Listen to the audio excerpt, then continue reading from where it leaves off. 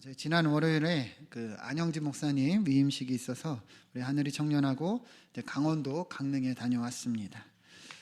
저희 교회에서 보니까 거리가 300km가 넘더라고요. 그래서 서해에서 동해까지 완전히 이제 횡단하는 먼 거리였는데요. 제가 이 길을 가면서 여러 가지를 좀 느꼈지만 그 중에서도 참 우리나라 길이 너무 잘 돼 있다, 이것을 느꼈습니다.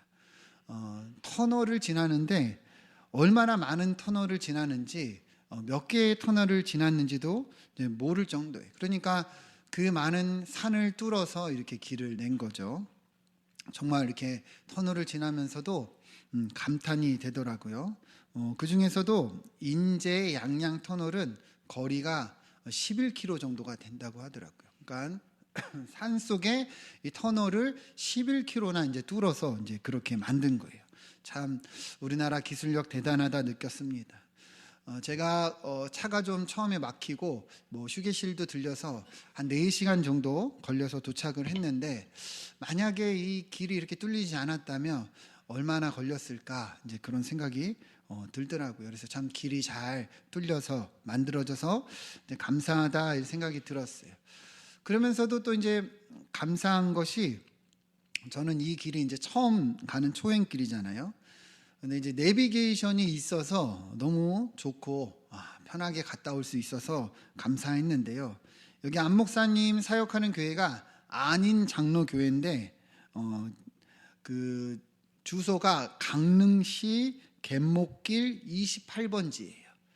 여러분 혹시 여기 가보신 적 있으신 분 계십니까? 없죠. 네, 저도 처음 들어봤고 한 번도 가본 적이 없는데, 그래도 이 가본 적도 없는 길을 이렇게 편안하게 갔다 올 수 있었던 것은 내비게이션이라는 이제 이게 있기 때문이죠. 우회전, 좌회전, 전방에 몇 킬로 이렇게 알려주니까 참 편하더라고요. 근데 요즘에는 그것만 알려주는 게 아니죠. 이제 전방 몇 미터에 또 과속 카메라 있다 그러면 알아서 속도도 줄이고, 그리고 구간 단속 기간이 있다 그러면 계속 평균 시속을 100km에 맞추고, 얼마나 감사한지 모르겠더라고요. 예전에 여러분들 한번 생각을 해보세요. 내비게이션이 이제 나오기 전에 여러분 우리 초행길 갈 때 어땠습니까? 지도 피면서, 그죠? 여기가 맞나 저기가 맞나, 국도 몇 번 길 막 이러면서 다녔는데요. 그래도 참 쉽지 않았죠. 그래서 모르는 길을 가는 게 예전에는 엄청 스트레스였습니다. 그러나 지금은 그런 걱정 안 하고 우리가 다닐 수 있는 것이 얼마나 감사한지 모르겠습니다. 여러분들도 모르시는 길을 갈 때 내비게이션 키시죠, 그죠? 아는 길을 갈 때도 키시는 분들도 많이 계시더라고요. 오늘 우리가 좀 나누고자 하는 것이 이런 부분인데요. 우리의 인생도 이와 같다는 거예요. 여러분, 우리가 살아가지만 우리가 처음 사는 거잖아요, 그죠? 우리 인생은 어떤 안내를 받아야 되는가, 어떤 방향과 목적을 삼아야 되는가, 오늘 우리가 이러한 부분으로 말씀을 좀 나누어 보고자 합니다. 21절 말씀 같이 한번 읽어보도록 하겠습니다. 시작. 또 사람이 등불을 가져오는 것은 말 아래나 평상 아래에 두려함이냐, 등경 위에 두려함이 아니냐. 아멘. 예수님이 말씀하셨어요. 뭐라 말씀하셨냐면, 사람이 등불을 가져오는 이유가 무엇이냐, 말 아래나 평상 아래 두려함이 아니다, 등경 위에 두기 위함이다, 이렇게 얘기를 하셨는데요. 여기서 말 아래에서 말이라는 것은 오늘날로 보면은 이제 곡식을 담는 이제 그릇, 한 9리터 정도는 큰 그릇이다, 이렇게 볼 수가 있는데요. 여러분, 만약에 큰 냄비 같은 데에 등불을 켜서 거기다 놓으면 여러분 그 빛이 비춰질 수 있겠습니까? 가려워져서 비춰지지 않겠죠. 예수님은 그렇게 하지 않는다는 얘기예요. 또 평상 아래, 이 평상은 식탁 의자 같은 긴 장 의자를 얘기하는데요. 그 밑에 불을 켜서 두지 않는다. 그러면 불을 켜서 어디다 두느냐? 위에, 등경 위에 둔다는 것이죠. 왜 그렇습니까? 등경 위에 둬서 사람들에게 비추기 위함이죠. 그러니까 왜 등불을 켜느냐? 위에 둬서 어둠을 밝히고 비추기 위함이 아니냐? 누가 등불을 켜서 저 말 아래나 의자 밑에 두겠느냐? 예수님이 이렇게 말씀하신 건데요. 먼저 예수님이 이렇게 말씀하신 이유는 이제 두 가지 의미로 볼 수 있는데, 첫 번째는 이제 말씀의 의미입니다. 우리 지난주에도 농부가 씨를 뿌린다, 어떤 마음으로 뿌리는가, 결실을 바라는 마음으로 뿌린다 했습니다. 그러나 여러분, 많은 씨가 뿌려지지만 모든 씨가 다 결실하는 것은 아니라 했지요. 어느 땅에 떨어지느냐에 따라 그 결실하는 이 열매의 수가 달라진다. 이 비유가 뭐라고 그랬습니까? 하나님의 말씀을 듣는 우리 마음도 똑같다는 것이죠. 우리가 어떻게 말씀을 듣고 말씀을 받느냐에 따라서 우리의 삶의 열매가 달라진다는 거예요. 여러 땅이 있듯이 우리도 누구나 말씀을 듣지만 어떤 상황에서도 끝까지 말씀을 듣고 우리가 재물의 유혹이나 어려움이나 고난이 있어도 하나님의 말씀을 붙잡고 나아갈 때 우리 삶의 열매를 맺을 수 있다 하였습니다. 이어지는 오늘 말씀도 그러한 내용을 이야기하는 거예요. 그러면 이 말씀이 얼마나 중요한가, 이 말씀을 우리가 어떻게 받느냐가 너무도 중요하다 했지요. 그러면 우리가 이 하나님의 말씀을 어디에 두고 살아가야 하느냐? 여러분, 등불을 등경 위에 두듯이 우리가 하나님의 말씀을 우리 삶의 위에 두고 우선순위에 두고 비추며 살아가는 것이 중요하다는 것입니다. 여러분, 이해가 되십니까? 말씀의 이 중요성에 대해서 우리가 아는데 저기 말 아래 두거나 평상 아래 두면서 살아가면 안 된다는 것이죠. 특별히 원어로 보면 이 부분이 더욱 강조가 되는데요. 등불은 헬라어로 보면 리크노스입니다. 말씀은 헬라어로 보면 로고스입니다. 리크노스, 로고스, 이름이 비슷하죠. 그러니까 등불과 말씀을 예수님은 이 비슷한 음원을 가지고 강조를 하는 거예요. 등불을 위에 두듯이, 리크노스를 위에 두듯이 로고스도 위에 두며 우리 삶을 비추며 살아가야 된다는 것이죠. 사랑하는 여러분, 여러분들은 여러분들의 삶을 어떻게 살고 있습니까? 여러분은 무엇을 따라가고 있고 여러분의 삶에 어떤 안내를 받고 있습니까? 성경은 분명히 이야기를 하고 있는 거예요. 하나님의 말씀을 우리 삶에 비추고 이 말씀을 따라가야 한다는 것입니다. 여러분, 그러한 은혜가 있기를 축원드립니다. 시편 119편 105절 말씀 같이 한번 읽어보겠습니다. 시작. 주의 말씀은 내 길에 빛이니이다. 아멘. 여러분, 이 말이 무슨 의미예요? 우리 발을 비추는 것은 하나님의 말씀이 되어야 한다는 거예요. 여러분, 우리 말의 등이라는 것은 뭐예요? 우리가 발을 비춰서 어디를 디뎌야 할지, 또 우리 길의 빛이라는 건 우리가 어디로 향해야 할지 하나님의 말씀이 우리 삶을 비춰준다는 것이죠. 그러니까 매일 삶에서 말씀 따라 말씀의 안내를 받고 말씀을 묵상하며 우리는 나아가야 한다는 거예요. 제가 이 강원도로 갈 때 내비게이션을 켜는 이유가 무엇입니까? 이 안내를 받아서 올바르게 그리고 정확하게 이 목적지를 가기 위함이죠. 여러분들의 인생도 똑같은 거예요. 여러분들의 인생도 초행길 아닙니까? 여러분, 한 번도 우리가 이 인생을 살아보는 게 아니잖아요. 2024년 우리가 11월 11일 오늘 처음 사는 거잖아요. 그렇죠? 여러분이 무엇을 따라가야 되느냐? 성경은 분명히 이 말씀을 따라가야 한다는 것을 이야기하고 있다는 거예요. 우리 디모데후서 3장 16절 보시면 왜 그러하냐? 왜 말씀을 읽어야 되느냐? 모든 성경은 무엇으로 되어 있답니까? 하나님의 감동으로. 그러니까 이 말씀은 하나님이 감동을 주셔서 많은 사람들에게 쓰게 하셨어요. 그래서 이 말씀을 읽을 때 우리도 이 하나님의 감동을 받을 수 있다는 것이죠. 그래서 때로는 교훈도 얻고 이 말씀을 통해 이렇게 하면 안 돼, 책망도 받고, 그래서 우리가 다른 길에 있거나 잘못된 길을 갈 때 바르게 해주셔서 의로 교육하게 옳은 길로 갈 수 있게 한다는 것입니다. 그래서 궁극적으로 17절을 보면 뭐라 그래요? 하나님의 사람으로 온전하게 한다는 거예요. 우리가 이 말씀을 읽으면 하나님의 사람으로 어떻게 된다는 거예요? 온전함을 얻을 수 있다는 것이죠. 나아가 선한 일을 행할 수 있는 능력도 갖출 수 있다는 것입니다. 그러니까 주의 말씀이 우리 발에 등이고 빛이고 주님의 말씀이 우리 삶의 내비게이션과 같다는 거예요. 그래서 여러분들도 경험하셨겠지만 하나님의 말씀을 읽을 때 우리 마음에 감동을 받고 깨달음을 얻고 또 힘을 얻을 수 있다는 것입니다. 여러분, 등불을 켜서 어디에 둔다고 했습니까? 등경 위에. 여러분들은 이 하나님의 말씀을 어디에 두고 계십니까? 주무실 때 배는 베개로 두고 있습니까? 아니면 식탁 위에 언젠가 보겠지 하면서 저쪽 구석에 쌓여 있습니까? 아니면 침대 끝에 놓여져서 우리가 잊고 살고 있습니까? 그러면 안 된다는 거예요. 어디에 둬야 됩니까? 등경 위에, 우리 삶의 우선순위에, 우리 삶을 비출 수 있는 자리에 두면서 우리가 말씀으로 살아가야 한다는 것이죠. 왜 올 한 해 우리가 통독을 하고 왜 매 예배 때마다 지금도 말씀을 듣고 그리고 다니엘 기도회 같은 것을 통해서 우리가 말씀을 나누고 간증을 듣습니까? 이것을 통해서 우리 삶을 비추기 위함인 거예요. 그래서 우리가 따라가고 그래서 우리가 우리 삶을 안내받고 인도함을 받기 위함인 것입니다. 여러분, 다시금 오늘 이 시간에 목적지를 바로 설정하며 하나님의 말씀으로 인도함을 받기를 축원드립니다.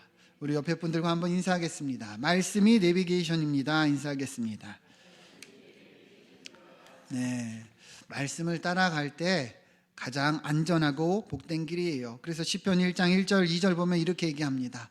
복 있는 사람은 악인의 길을 따르지 않고 죄인들의 길에 서지 않고 오만한 자들의 자리에 앉지 않고 2절 같이 읽어봅시다.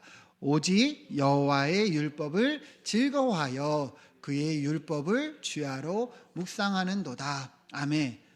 하나님의 말씀을 따라가는 사람이 복 있는 사람이라는 거예요. 다시 말하면 말씀을 따라갈 때 복을 받는다는 것입니다. 이러한 은혜가 있기를 축원드립니다. 자, 그래서 말씀이 이 등경과 같다는 거예요. 말씀으로 안내를 받아야 되는 거예요. 말씀으로 빛을 비춰야 되는 거예요. 그런데 두 번째 의미가 있는데요. 21절 말씀 다시 보시면 예수님이 말씀하셨어요. 사람이 등불을 가져오는 것은 말 아래나 평상 아래 두려 함이냐, 등경 위에 두려 함이냐. 그러니까 이 등불을 비추는 자리에 두어야 한다는 것인데요. 이 등불은 어떤 의미가 있느냐. 첫째는 우리가 말씀으로 비춰야 한다 그랬죠. 그리고 두 번째는 뭐냐면 그래서 우리가 이 말씀으로 우리 삶을 비추고 우리가 그러한 빛을 비추는 삶을 살아야 한다는 거예요. 마태복음 5장 14절 잘 보시면 이렇게 얘기를 합니다. 너희는 세상의 빛이라. 여러분, 우리가 뭐라는 거예요? 세상의 빛이라는 거예요. 이 말은 뭐예요? 세상이 어둡다는 것을 전제하는 것이죠. 세상이 어두워요. 세상이 부패했어요. 세상이 타락했어요. 그러나 주님은 우리가 그 어둠을 비추는 빛이 되어야 한다는 거예요.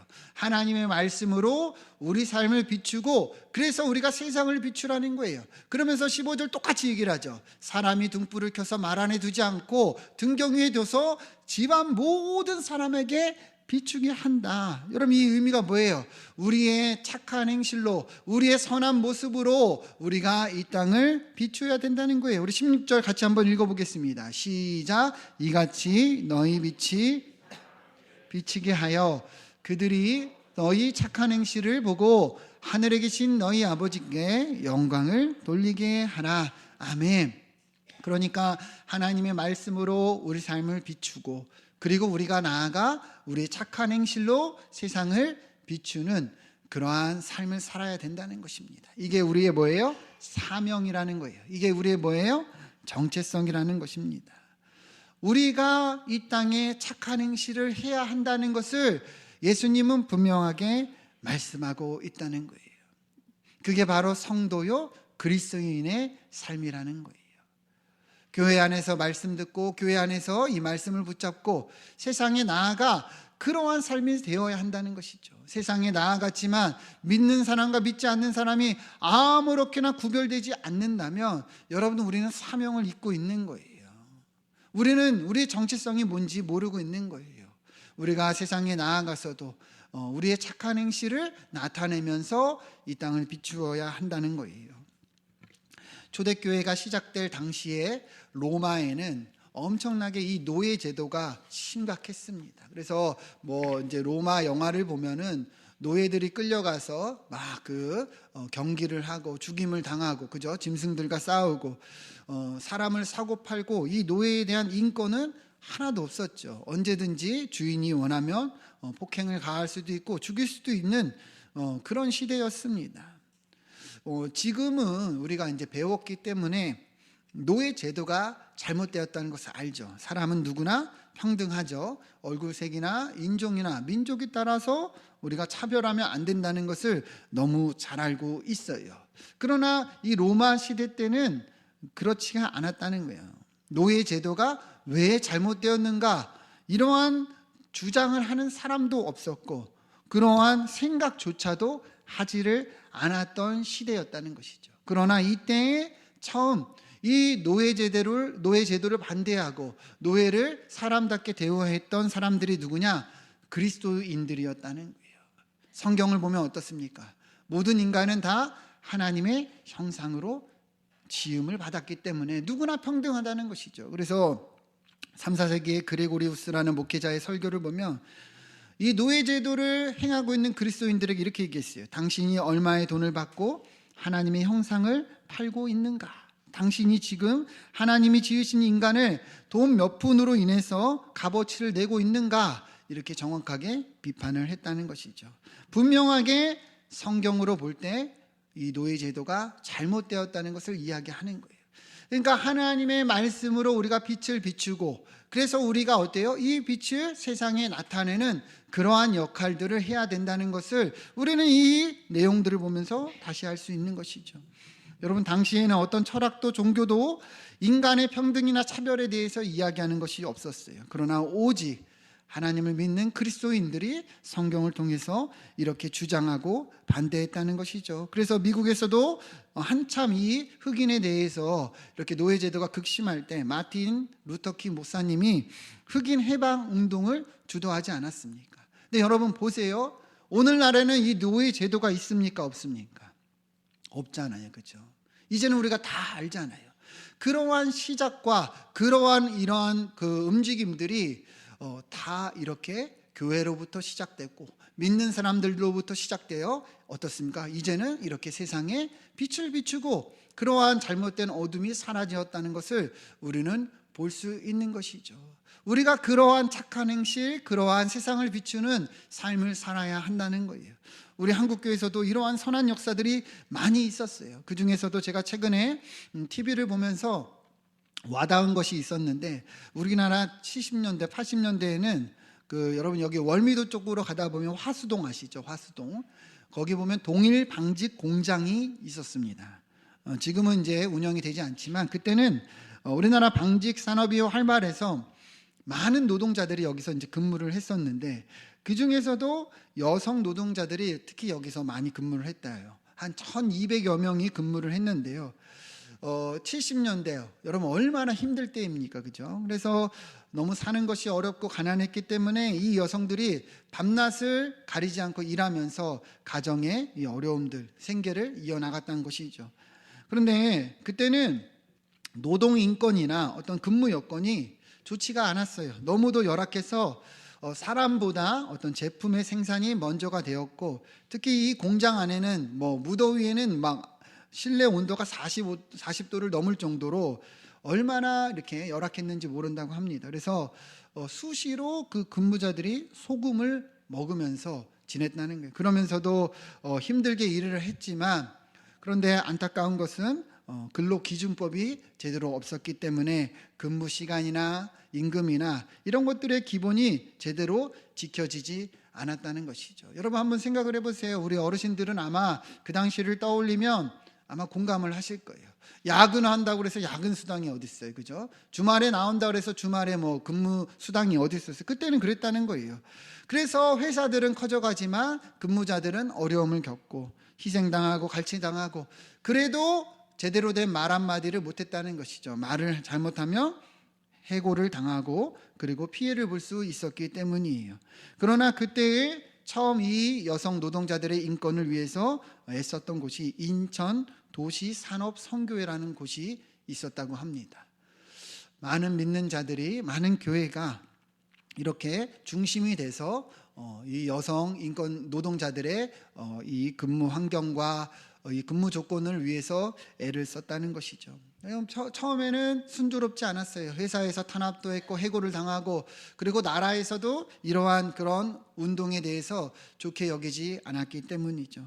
그러나 그러한 분들의 희생과 헌신, 가난하고 어렵고 고난당하는 사람들에게 교회가 함께하고 성도들이 함께하여, 여러분 오늘날에는 어떻습니까? 지금 노동자들의 인권이나 근로기준법들이 너무 잘 되어 있잖아요. 최소 시급이 보장되어 있고, 그리고 이제는 일을 시키고 제대로 된 이 페이를 주지 않으면 노동법에 의해서 이렇게 저촉을 받습니다.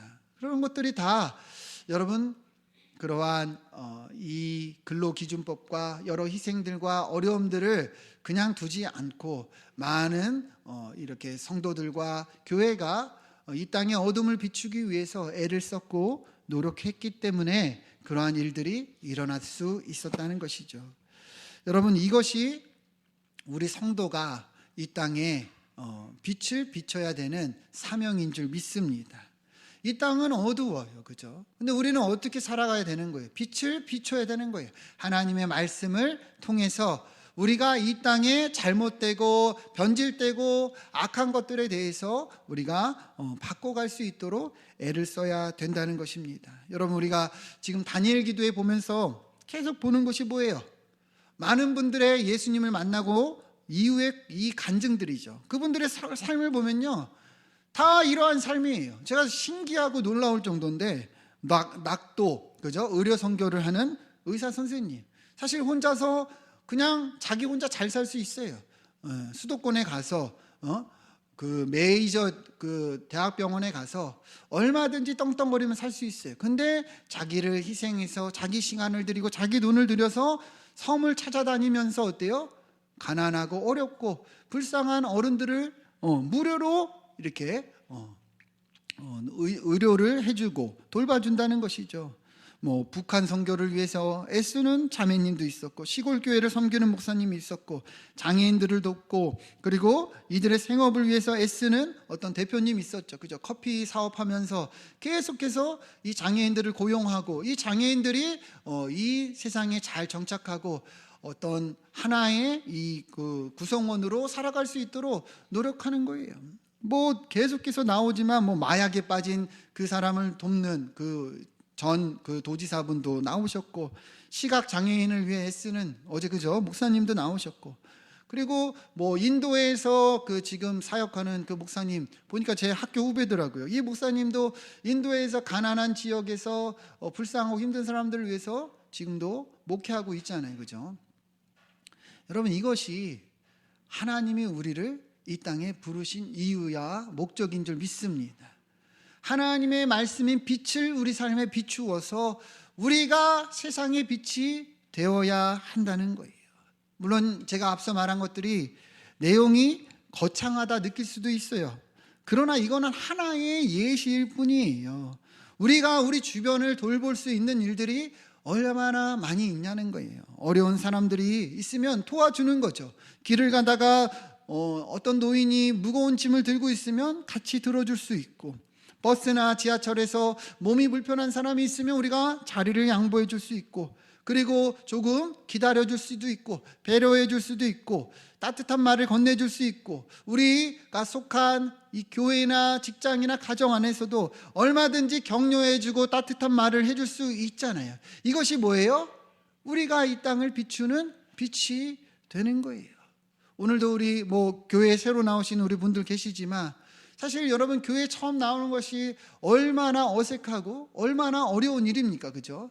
그냥 안녕하세요 이렇게 하는 것으로 끝나는 것이 아니라 관심을 가져주고 잘 적응할 수 있도록 우리가 배려해주고 그리고 챙겨주고 구역 안에서도 계속 들어주고, 여러분 이것이 우리가 이 땅에 빛으로 주님이 부르신 이유가 아니냐는 거예요. 여러분 성도는요 이미 축복을 다 받은 자들입니다. 하나님이 우리를 구원하여 주시고 하나님이 우리와 함께 하시고 우리가 하나님이 거하시는 성전이요 교회가 된 것으로 우리는 이미 이 땅에 비교할 수 없는 축복을 다 받은 자들이에요. 그러니까 주님이 말씀하시는 거예요. 이제는 너희가 세상을 돌보라는 거예요. 세상에 빛이 되라는 거예요. 너 그래서 예수 믿어서 잘 먹고 등 따시고 배부르고 그래 너 잘났다 이게 아니라는 거예요. 우리 주변을 돌보라는 거예요. 그 속으로 들어가서 빛을 비추라는 거예요. 여러분 세상의 빛이 되는 여러분들의 삶이 되기를 축원드리겠습니다. 이게 우리의 부르심이요 정체성이요 사명이라는 거예요. 그래서 22절부터 보시면 드러내려 하지 않고는 숨긴 것이 없고 나타내려 하지 않고는 감추인 것이 없느니라 이렇게 이야기를 합니다. 이 말은 뭡니까?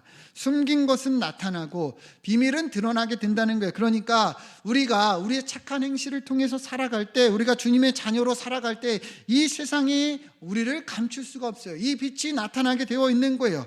숨길 수도 없고 감출 수도 없어요. 우리의 착한 행실로 드러난다는 것이죠. 그러니까 우리가 그러한 삶을 살라는 거예요. 23절 보세요. 들을 귀 있는 자는 들으라. 여러분 이 말씀 들리십니까? 네. 아무도 못 듣는 분들 없죠, 그죠? 이 말 의미가 뭐예요? 들을 귀 있는 자는 들으라. 우리가 다 귀가 있다는 거예요. 그러면 들으라는 거예요. 그러면 행하라나 주님은 말씀하고 있다는 겁니다. 우리의 착한 행실로 세상을 비추라는 것이죠. 26절 보시면 예수님은 계속 얘기하셨어요. 하나님의 나라는 사람이 씨를 땅에 뿌린 것 같다. 우리 지난주 말씀과 비슷하죠. 씨를 뿌리는 거예요. 그런데 잘 보세요. 농부가 씨를 뿌리지만 밤낮 자고 깨고 하는 중에 씨가 나서 자란다는 것이죠. 그런데 농부가 그것을 하루하루 얼만큼 자랐는데 알아요? 몰라요? 모르죠. 그죠? 근데 중요한 것은 뭐예요? 자라가고 있다는 거예요. 그래서 28절, 29절 보면 땅이 스스로 열매를 맺고 처음에는 싹이고 이삭이고 나중에는 충실한 곡식이 되고 열매가 익으면 낫을 대서 추수할 때가 이른다는 거예요. 여러분 우리가 우리의 착한 행실을 하고 이 세상을 비추는 일들을 행할 때 어떤 분들은 그럴 거예요. 내가 이렇게 하는 것이 무슨 의미가 있는가? 내가 이렇게 돕고 내가 이렇게 나누는 것이 뭐 나은 사람이 해서 뭔 의미가 있는가? 그게 아니라는 거예요. 보이지 않고 잘하는 것 같지 않아도 우리가 그렇게 살아갈 때 싹이 나고 이삭이 되고 나중에 열매를 맺어 추수할 때가 이른다는 것이죠. 우리가 앞서 본 게 그런 거 아닙니까? 노예제도, 그죠? 다 그런 거예요. 도시산업, 성교회 다 그런 거예요. 그래서 그러한 착한 행실들이 모여서 세상이 바뀌고 변화되고 하나님께서 원하시는 이 땅의 어둠을 밝히는 그 빛이 비추인다는 것이죠. 30절 보시면 우리가 하나님의 나라를 어떻게 비교하고 무슨 비유로 나타낼까? 겨자씨 하나일 것 같으니 땅에 심길 때에는 땅 위의 모든 씨보다 작은 것이로되. 여러분 겨자씨가 정말 작다고 합니다. 그런데 이 씨가 심겨지면 나중에는 이렇게 자라서 모든 풀보다 커져서 공중의 새들이 깃들일 만큼 된다는 거예요. 여러분 우리가 우리 주변에 어려운 사람들을 돌보고 나누고 그들을 케어해 줄 때 겨자씨 같이 작은 것으로 보여질 수도 있어요.